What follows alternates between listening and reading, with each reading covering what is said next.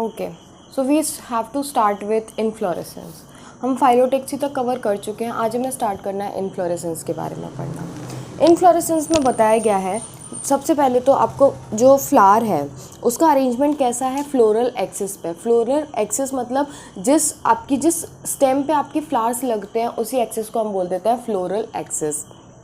तो आपके फ्लावर्स का अरेंजमेंट कैसा है फ्लोरल एक्सिस पे, उसी को हम कहते हैं इनफ्लोरेसेंस। ठीक है, अब बताएं फ्लावर होता क्या है। फ्लावर आपका एक मॉडिफाइड शूट है where in the shoot apical meristem change into the floral meristem.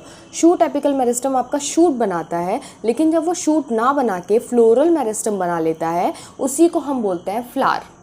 ठीक है, उसके बाद बोला है internode do not elongate and the axis get condense. जो इंटरनोड्स होते हैं मतलब डिस्टेंस बिटवीन टू नोड्स, वो आगे इलोंगेट नहीं करती है, वहीं कंडेंस हो जाती है। ठीक है, उसके बाद बोल रहे हैं the apex produce different kind of floral appendages laterally at the successive node instead of leaves. Leaves की जगह पे आपके फ्लोरल अपेंडेजेस आते हैं। ठीक है, उसके बाद बोल रहे हैं when a shoot tip transform into a flower it is solitary. मतलब यदि आपकी शूट टिप फ्लावर में ट्रांसफॉर्म हो रही है तो उसके आगे वो सॉलिटरी होती है, मतलब वो अकेला होता है, ऐसा कोई और प्रोसेस वहाँ पे नहीं होता। प्रोसेस नहीं बोलेंगे, मतलब वहाँ पे एक फ्लावर ही आएगा, फिर और कुछ नहीं आएगा, ये बोल सकते हैं। ठीक है, उसके बाद बोलते हैं the arrangement of flower on the floral axis is termed as inflorescence depending on whether the apex get develop into a flower और कंटिन्यू टू ग्रो। या तो आपकी जो एपेक्स है मतलब सबसे ऊपर वाला जो पार्ट है वो डेवलप होगा इनटू फ्लावर, या फिर कंटिन्यू, यदि फ्लावर में डेवलप हो गया तो फिर आगे ग्रो नहीं करेगा।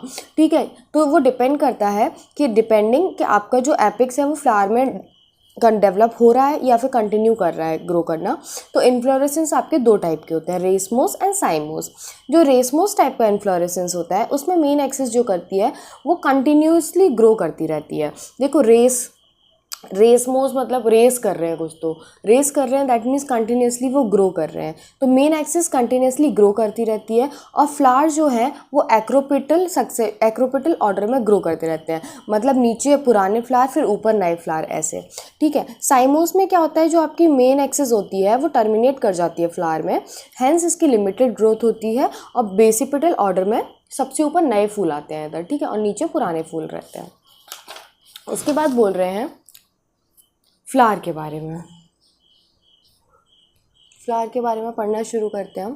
फ्लावर के बारे में बोल रहे हैं the flower is a reproductive unit in the angiosperm. Flower क्या है, आपकी रिप्रोडक्टिव यूनिट है एंजियोस्पर्म की। It is meant for the sexual reproduction. A typical flower has a 4 kind of walls arrange in the successively on the swollen end of the stock और the pedicel. देखो, जो flower की जो डंडी होती है उसको हम बोलते हैं पेडिसल। तो पेडिसल पे आपके 4 वर्ल होते हैं, पेडिसल भी बोलते हैं, 4 वर्ल्ड होते हैं। कौन क्या क्या होते हैं, calyx, Corolla, androecium and gynoecium. जो कैलेक्स और कोरोला होते हैं वो आपके एसेसरी ऑर्गन्स होते हैं, और जो एंड्रोशियम और गाइनोशियम होते हैं ये आपके रिप्रोडक्टिव ऑर्गन्स होते हैं। मतलब एसेसरी ऑर्गन्स मतलब ऐसे साइड में, मतलब जैसे फ़ोन की एसेसरीज़ होती है ना, वैसे जैसे हम कोई ड्रेस पहनते हैं तो हम एसेसरीज़ फिर डिज़ाइन अब उसको करने के लिए, कंप्लीट करने के लिए हम एसेसरीज़ यूज़ करते हैं। मतलब ये मेन नहीं है, और मेन कौन से आपके एंड्रोशियम और गाइनोशियम है। ठीक है, in some flower like lily the calyx and the corolla जो होते हैं वो अलग अलग नहीं होते हैं, एक ही होते हैं, अलग अलग नहीं होते हैं, तो इसीलिए हम उसको क्या बोलते हैं, पेरियंथ बोलते हैं। तो आपको ये याद रखना है कि लिली में कैलिक्स और कोरोला डिस्टिंक्ट नहीं होते हैं, और उसको हम बोलते हैं perianth. When a flower has both androecium and gynoecium, it is called bisexual.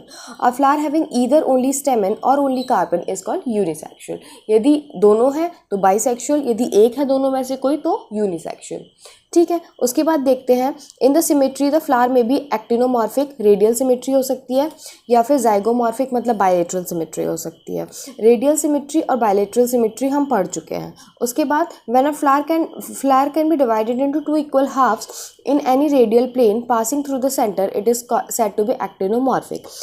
इधर भी एक्सप्लेन किया गया है कि जब हम किसी फ्लावर को 2 इक्वल हाफ्स में डिवाइड कर सके through a radial plane passing through the centre, तो उसको हम बोलते हैं एक्टिनोमॉर्फिक। लेकिन हम यदि एक फ्लावर को डिवाइड कर सके इनटू 2 सिमिलर हाफ, सिर्फ एक ही प्लेन में, एक वर्टिकल प्लेन में यदि हम एक वर्टिकल प्लेन में ही डिवाइड कर सकते हैं तो होती है आपकी जाइगोमॉर्फिक सिमेट्री।